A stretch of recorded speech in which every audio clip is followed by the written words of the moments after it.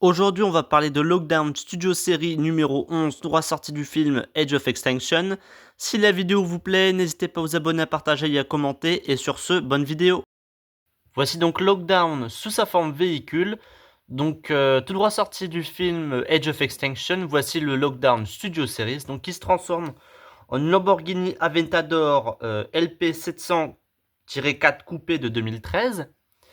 Donc honnêtement, on reprend fidèlement le véhicule qu'on voit dans le film, hein. Il est magnifique sur ce coup-là, tout noir avec juste le logo qui ressort. Et c'est un véhicule licencié, si je ne m'abuse. Donc c'est un superbe véhicule, hein, il est juste magnifique. Vraiment plus fidèle que ça, tu meurs comme on dit. Mais malheureusement, le véhicule n'est pas parfait, hein, comme toutes les figurines qui existent, hein. On va commencer déjà par les points positifs, hein. Déjà, screen accurate, voilà, déjà en termes d'apparence, hein, il est fidèle. Le logo est plutôt propre, hein. On a les phares, on a quelques petits détails comme à l'arrière avec les sortes de d'aération, je crois, si je ne m'abuse, ou d'aileron, je ne sais plus trop. Bon bah des petits rétros, tout ça. Le plastique transparent, voilà, pour les vitres. Bon ça, je suis pas un gros fan. Parfois ça passe pas du tout, mais là c'est un peu spécial. Donc pour ce qui est des points négatifs, malheureusement le véhicule est beaucoup trop grand, hein. Quand on compare à un autre Studio Series, donc le Hot Rod, qui se transforme lui aussi en une Lamborghini, on voit quand même la différence de taille qui est juste colossale, hein. Il est immense. Vraiment, c'est vraiment assez dérangeant à vrai dire, puisqu'ils sont censés être non seulement screen accurate, mais également accurate au niveau de la taille. Donc normalement, il est censé être à peu près donc plus grand que Bumblebee, ça c'est sûr, mais pas non plus limite faire deux fois sa taille, hein. Quand on compare vraiment, genre juste la taille du mode véhicule, il y a un truc qui va pas, il est juste beaucoup trop gros. Mais bon, ça c'est pas grave. J'espère qu'ils le modifieront parce que c'est une figurine qui est magnifique, mais qui a besoin vraiment d'une mise à jour en 2026. Malheureusement, également, on voit littéralement tout le robot en dessous du véhicule, hein. Il est même pas caché, il est juste glissé en dessous, voilà. Donc le torse, les bras, bon, les jambes, bon, sont pas trop visibles. Mais ouais, voilà, malheureusement, le robot est pas du tout caché. C'est dommage parce que c'est une bonne figurine, hein. Bon, elle est sortie il y a comme un petit moment déjà dans les premières vagues Studio Series, puisque c'est le numéro 11, donc il fait partie sûrement de la première vague. Mais aujourd'hui, en 2026, il aurait vraiment besoin d'une mise à jour, un peu comme Grimlock qui va avoir droit à une Titan Size, si je ne m'abuse, cette année, à 200 €. Mais bon, ça c'est encore autre chose. Mais ouais, vraiment mettre à jour cette figurine, un peu comme ce qu'avait eu aussi Optimus Prime, hein. Entre la figurine tout droit sortie du premier film et la version Dark of the Moon et aussi Revenge of the Fallen, le mold avait été complètement revisité et c'est largement mieux. Mais oui, il mériterait comme peut-être une mise à jour, hein. Maintenant, on va passer pour ce qui est au mode robot. Mais avant toute chose, on va parler des accessoires. Parce qu'il n'a pas beaucoup d'accessoires, malheureusement, hein. On a le droit à sa petite épée qu'il utilise vite fait contre Optimus Prime à la fin du film. Et son crochet légendaire. C'est littéralement son arme emblématique, toutes séries confondues, hein, puisque c'est aussi son arme principale, enfin, emblématique dans Animated, d'où il est tiré. Mais ouais, j'aurais aimé un peu plus d'accessoires, ou tout du moins des accessoires plus pertinents quand même que cette épée. Et je dis pas l'épée est propre, hein, elle est bien détaillée, tout ça, mais j'aurais préféré qu'il ait littéralement son énorme canon sniper. C'est littéralement l'arme qui fait parler de lui dans le film, hein. C'est pas son épée ou son crochet. Son crochet qu'on le laisse, ouais, je suis d'accord. Mais l'épée est pas forcément nécessaire, hein. De plus, pour les accrocher, on peut les accrocher là sur les côtés. On a des petits emplacements. Bon, là, il est pas trop bien mis, mais bon, c'est pas grave. Mais bon, c'est pas tip top, mais bon, ça fait le travail, comme on dit, hein, ça marche.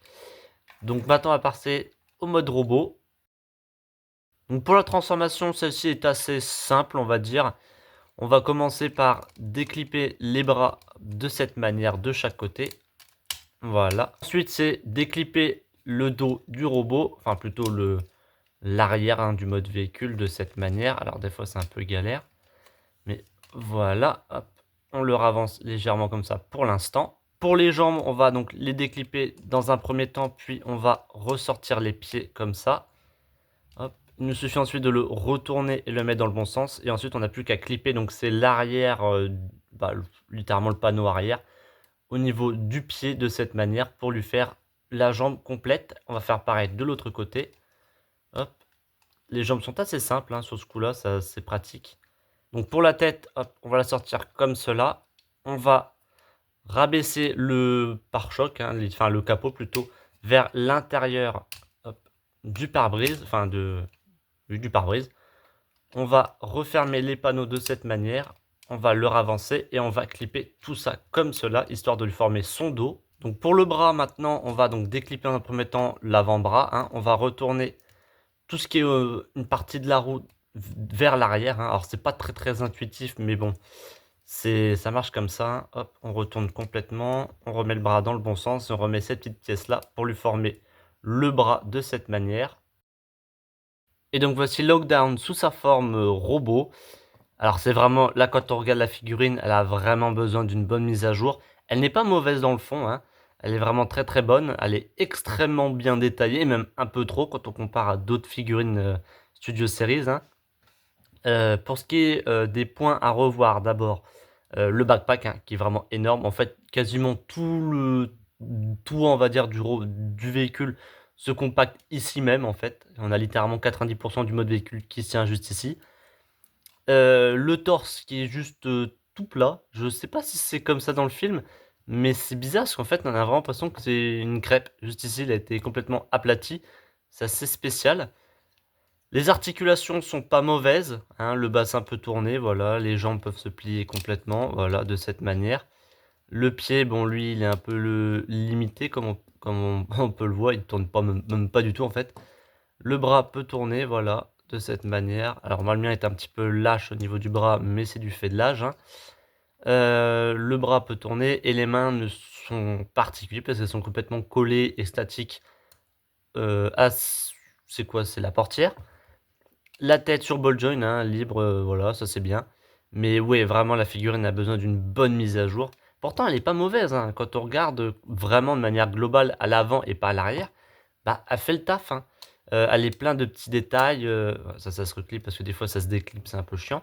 Mais quand on regarde le nombre de détails et de couleurs qu'il y a, c'est assez bizarre en fait de se dire ça parce que quand on compare bah, au Studio Series de Optimus Prime dans la gamme Age of Extinction, il n'a pas de couleur du tout quasiment. L'entièreté du robot tient sur deux couleurs, le bleu, enfin sur le gris et le bleu, et vite fait un peu de rouge. Il n'y a quasiment pas de couleur. Que lui, quand on regarde la quantité de détails qu'il y a, alors oui, dans le film, il est principalement noir. Bon, ça aide un petit peu, on va dire, pour les couleurs, mais quand on regarde vite fait, là, il y a des dorures. Là, on a des dorures. Là, on a littéralement les phares qui sont coloriés. On a des sortes de petits pistons qui sont colorés en gris. Là, c'est coloré en gris. Le visage est coloré, hein, colorié littéralement. Il est peint. Alors que bon, bah, l'Optimus Prime, la tête n'est même pas peinte. Hein. On a vite fait deux traces de bleu, puis voilà, c'est réglé. Et je trouve ça étonnant. Mais c'est un peu, on va dire, un peu à double tranchant parce que autant la peinture est propre, les détails sont quasi parfaits, autant le mold en lui-même, bah, on a fait mieux. Même pour la première vague, honnêtement, je dirais, on a fait mieux. Quand on regarde juste le premier Bumblebee qui est sorti, donc la première figurine, je trouve pour ma part que bah, il y a un peu plus de travail sur cette figurine que pour celle-ci. Bon, après, la première vague étant extrêmement vieille, on la voit avec Stinger ou ce genre de personnage que il y a vraiment besoin de sortir une bonne mise à jour de ces personnages. Honnêtement, la figurine est propre, hein, bon voilà, si on la remet dans son époque, le seul truc que j'accepte pas, c'est la main comme ça, honnêtement. Les vagues Studio Series sont peut-être vieilles, mais quand même, les Warforce Cybertron existaient déjà hein, à cette époque-là. On a même eu d'autres figurines qui existaient avec déjà les mains articulées. Ça, j'accepte pas que la main soit collée comme ça, comme à l'époque du premier film ou des vieilles figurines de l'époque de la saga Prime ou ce genre de choses. Et encore, même dans la saga Prime, certaines sont articulées. Malheureusement, bon bah l'arrière, comme je vous ai dit, oui, il est vraiment pas beau du tout. Hein. On a littéralement tout le véhicule qui tient. Là, on a l'arrière avec les roues, là, on a le toit. Voilà, franchement, pas top du tout. De plus, pour ces accessoires, alors on a plusieurs emplacements. Hein. Cela dépend de ce que l'on préfère. Alors, pour ce qui est de son crochet, il y a deux manières de le mettre. Il y a la version officielle, hein, on va dire du packaging. dans ce sens-là. Alors, je comprends pas l'intérêt d'avoir un crochet dans ce sens-là, sur ce coup-là. Ça n'a aucun intérêt. Alors, dans le film, il est dans ce bras-là, ça c'est sûr. Mais soit ils ont inversé le jouet, enfin le moule, on va dire, de l'impression pour le crochet, soit il y a un truc qui va pas parce que normalement son crochet est censé être, on va dire, dans ce sens-là pour qu'il puisse attraper. Là, il va rien attraper. S'il veut, il peut attraper une mouche ou une mouette, mais là, pas grand-chose. Alors que dans ce bras-là, même si c'est pas vraiment le bras officiel, bah déjà ça passe beaucoup mieux. Déjà, ça ressemble déjà beaucoup plus à un vrai crochet qu'on pourrait utiliser. C'est bon, ça c'est pas grave, hein. À voir s'ils peuvent modifier ça sur une prochaine mise à jour, hein. Parce que franchement, c'est pas bien du tout ça. Et pour ce qui est de son épée, on peut soit lui mettre dans la main, hein, classique, hein, comme 90% des armes de, hop, des jouets, hein. Alors ça rentre pas trop bien. Ça c'est un truc que je comprends pas, c'est que normalement cette pièce-là, comme on peut le voir, elle est faite pour entrer dans sa main. Et honnêtement, elle ne rentre, mais genre vraiment pas. Elle est hyper dure à mettre et à sortir. Je sais pas ce qu'ils ont fait, mais c'est vraiment pas bon du tout. Et on peut bien sûr lui accrocher là, même si là, on peut reprendre comme dans le quatrième film, hein, quand il combat Optimus Prime avec sa lame. Sur ce coup-là, c'est assez propre. Là, j'avoue, ça a vraiment de la gueule sur ce coup-là. Donc, les accessoires sont très bons, hein, il n'y a pas à dire. Vite fait le crochet qui est un peu inversé. Mais s'ils pouvaient, et ça, ce serait vraiment une demande, je pense de manière globale, hein, tout le monde veut ça qu'il mette, c'est littéralement son méga sniper en fait. C'est son arme principale, c'est pas une épée comme ça. C'est bien ça, je dis pas le contraire, mais franchement, mettez son épée. Enfin, son canon, même moi je me trompe. Mettez son canon. C'est ce qu'il y a de mieux pour Lockdown sur ce coup-là. Pour la prochaine vidéo, je vous laisse deviner. Un petit indice, c'est une figurine sortie pour les 40 ans de Transformers. C'est un repaint d'un personnage très populaire. Et aussi son ombre.